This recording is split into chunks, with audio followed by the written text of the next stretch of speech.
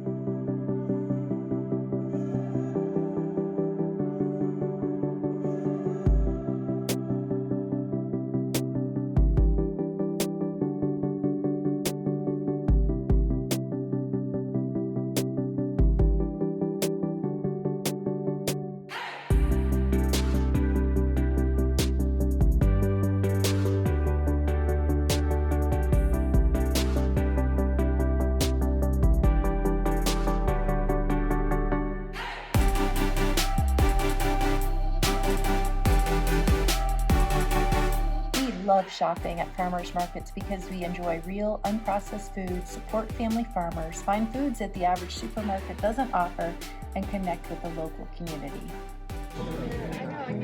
All right, how do you use some of these mushrooms? Yeah, so basically most of them are just simple sauteed mushrooms, so they work really well with onions, garlic, butter. The lion's mane, that one's a little bit more special. You can either just chunk it, like slice it up and chunk it and pay it, or you can actually press it like tofu until it's flattened, like a steak. Yeah. And you can either marinate it like a steak from there, or you can bread it with a little bit of egg wash and panko crumbs, and then oven roast it. Like Dennis.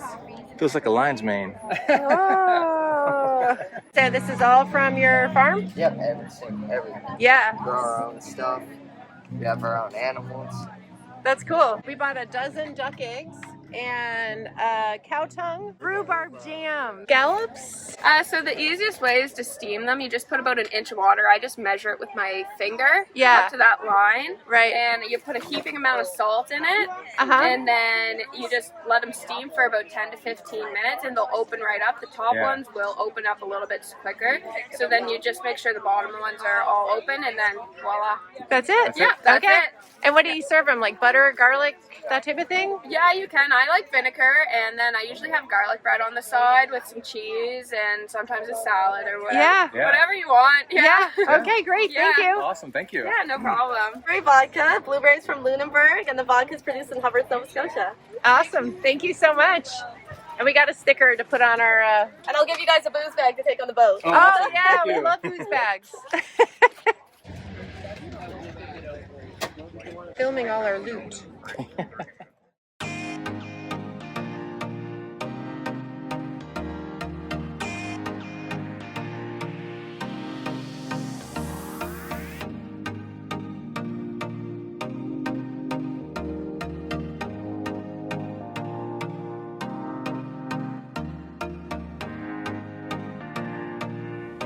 A favorite pastime is going to nearby islands and meeting up with friends and having picnics.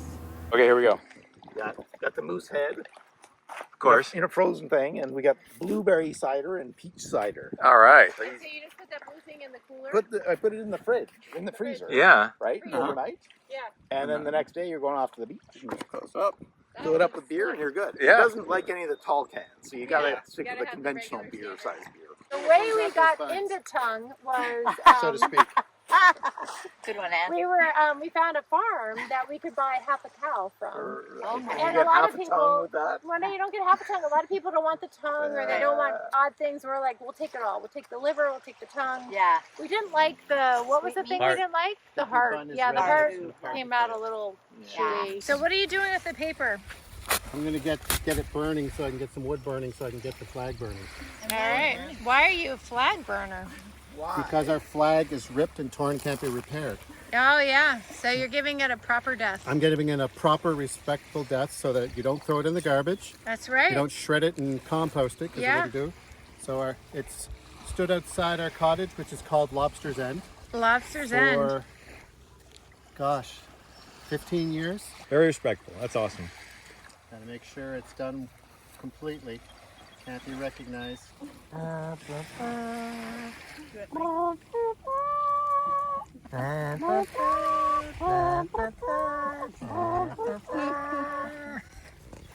There's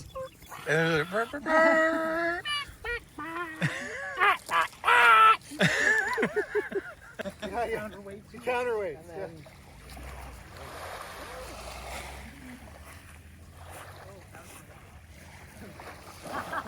What you got?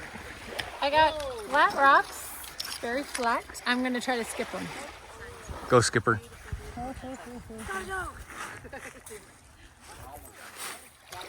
Pong, pong, pong. Chong, pong, chong. Pong. Pew, pong. Fucking Bronco. Shibbolum, pong. How'd that go for you? It was awesome! Locals only. Watch it skip it right into your. Yeah, exactly. Stupid motor. There you go. Oh, that was fantastic, Dennis.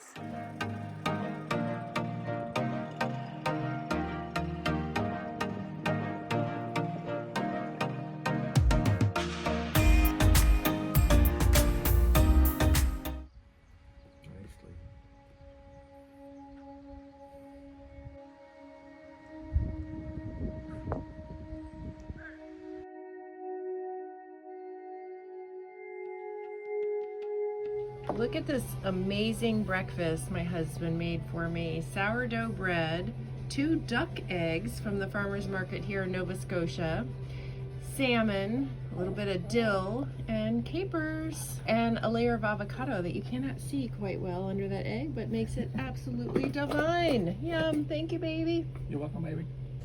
As you can see, we're really close to shore, and up there is a little road. So just out of the corner of my eye, I saw somebody walking by him, and they passed the house, but then they stepped back to take a look at our boat because they probably got a better view. So I waved, and they waved back. Around the little cove here, by far the biggest boat at 48 feet, let alone being a catamaran. So we are a curiosity, is how I would probably put it. We are very unique, and we stand out.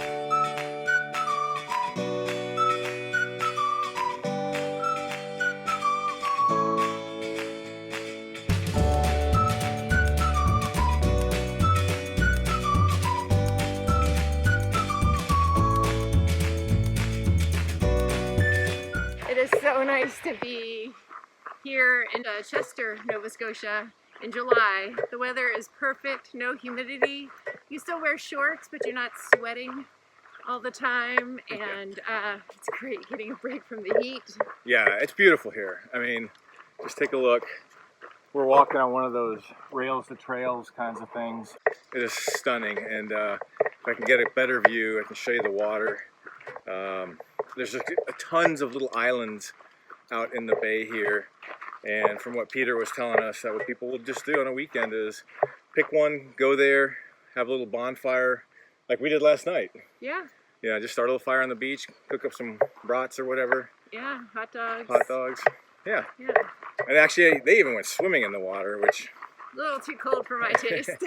Decide we're gonna get a symmetrical spinnaker, because we're in so many situations where if we could just sail downwind, you know, between the 140s, we could do so much better in terms of our VMG.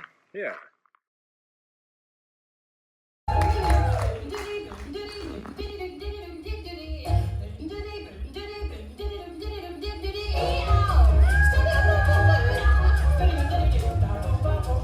Well, so much for that plan to go down the hill. Everyone went flying, but at least the gas didn't spill. Yard sale. You gonna talk to the camera?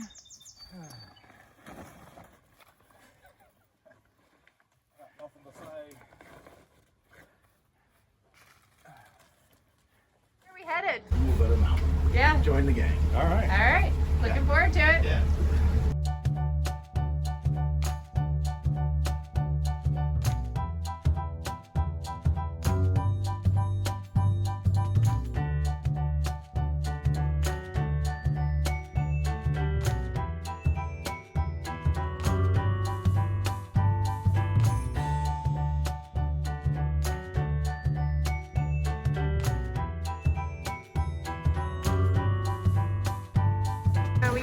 that boat. 4 people in this teeny little dinghy with all our stuff. And we're on this island getting ready for another barbecue cookout fire.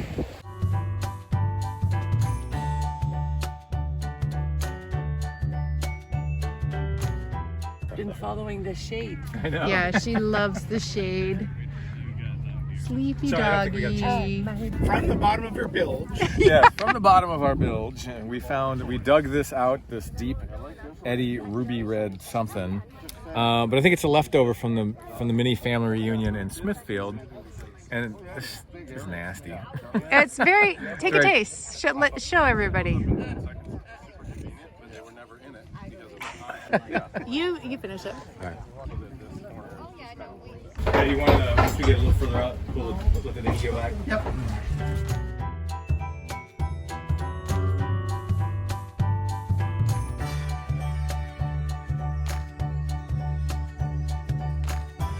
Morning.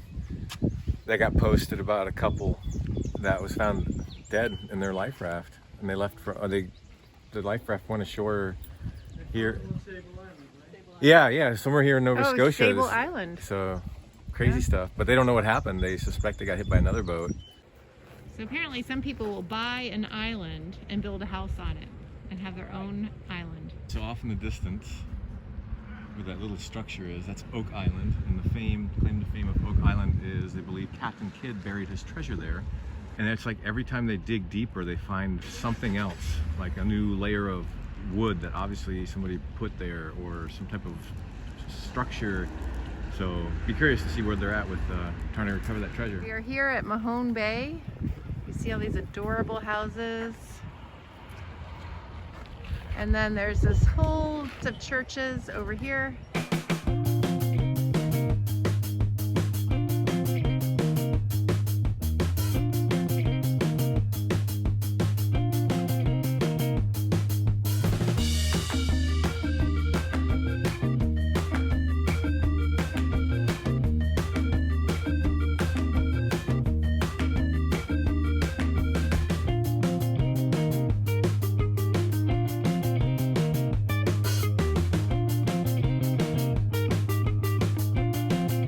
We got the Mariner Sea Salt Caramel Ice Cream. Cheers. So we are in Mahone Bay, Nova Scotia, a cute little seaside town. But they always have ways to punish you, and even the captain gets punished sometimes when she does daring misdeeds.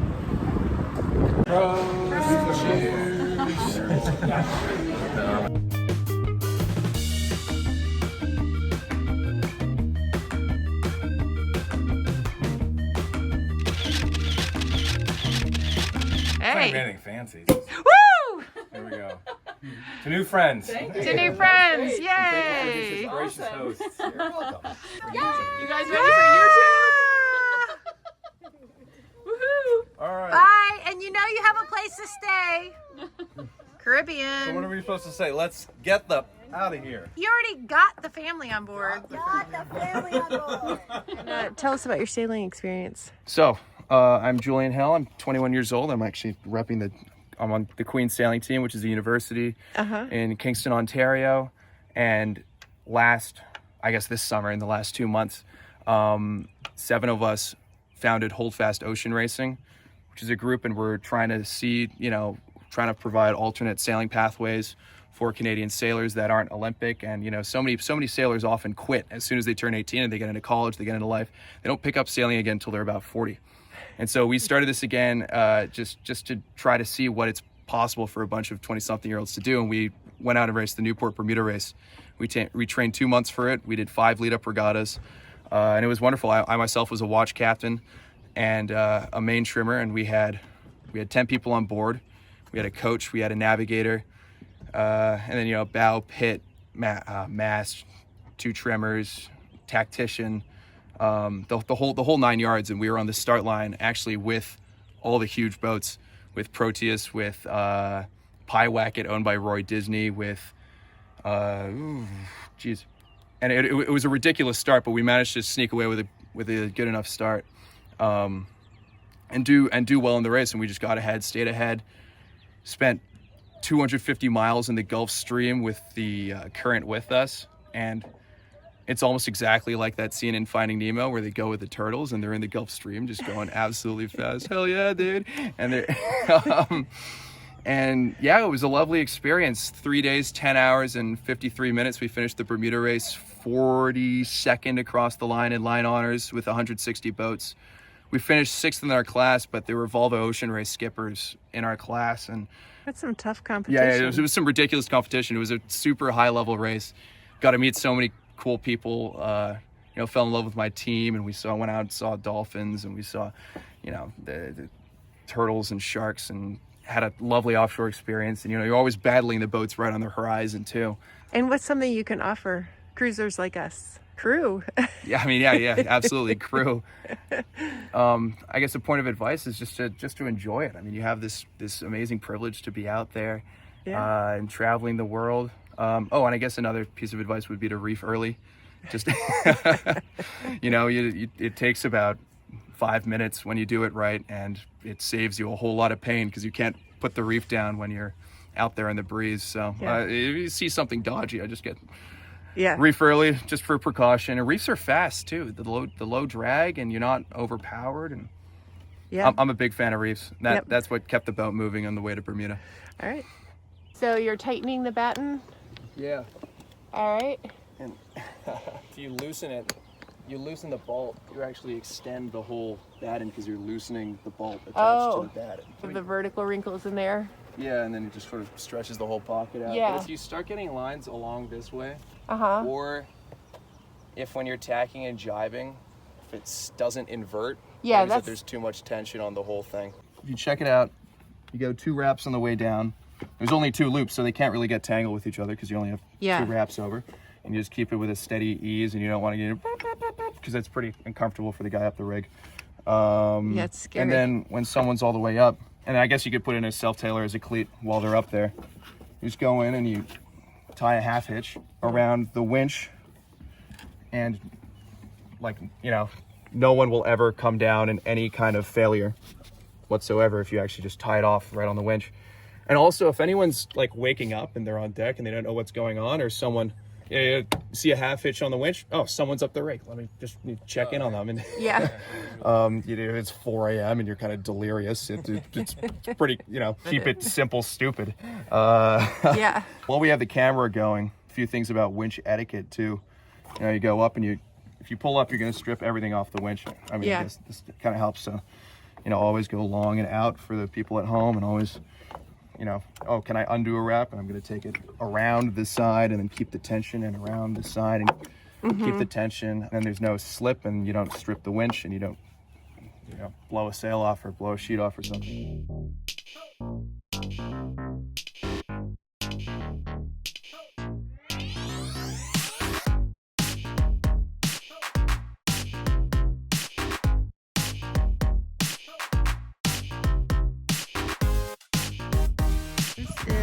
Our anchor light.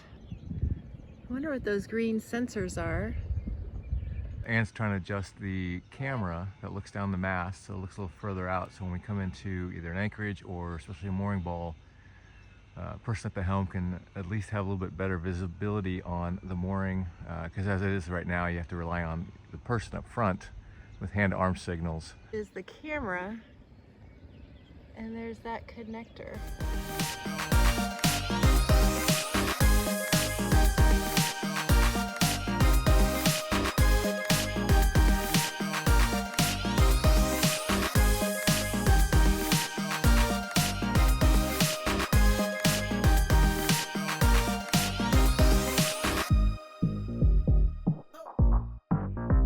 We are back at the yacht club for our last night in Chester, Nova Scotia, and we're feeling a little sad. I know. It's just been so amazing here. When we had a personal invite to come up, and so not just Peter's family has like embraced us as part of their own family, but the friend network that they have here has just embraced us as well, and welcomed us with open hearts and open arms into their community. And I mean, we're thinking we're gonna come back here next year to escape the heat once again. So and stay longer and view, go to more places in Nova Scotia. We just kind of ran out of time, but everyone is so friendly here. It's been an amazing experience. It's been beautiful. Yeah, but it is chilly. Yeah, I know. Here we are, late July, wearing warm clothes.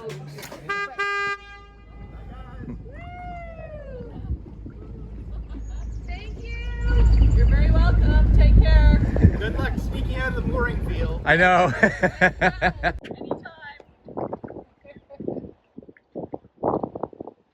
Anytime.